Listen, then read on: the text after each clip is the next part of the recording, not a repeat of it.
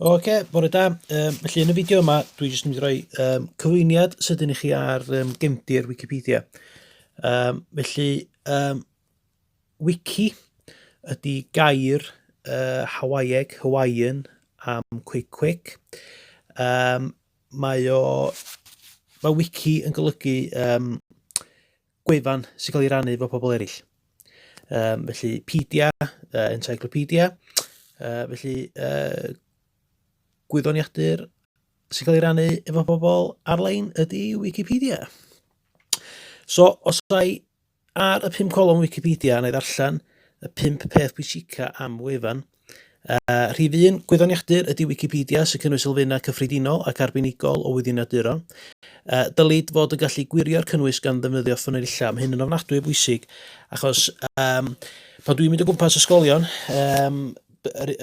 be dwi'n glwad drosodd ydy, fedrwch chi'n trystio Wikipedia ar un math o beth, ond beth sy'n bwysig ydy, mae angen un ffynhonnell yn bob un erthygl Wikipedia. Mae hyd yn oed Wikipedia hunan yn deitha chi beidio dyfynnu Wikipedia, a bod chi'n tyrchu a bod chi'n ffeindio'r wybodaeth cywir yn yr ffynhonnell cywir. Rhif 2, mae gen Wikipedia safbwynt ddiduedd sy'n golygu bod yn anelu am erthyglau nad ydynt yn hyrwyddo unrhyw safbwynt unigol, felly osgoi barn personol, siciwch at ffeithiau. Rhif 3, mae'n brosiect cynnwys rhydd y gall unrhyw un ei olygu ei ddosbarthu.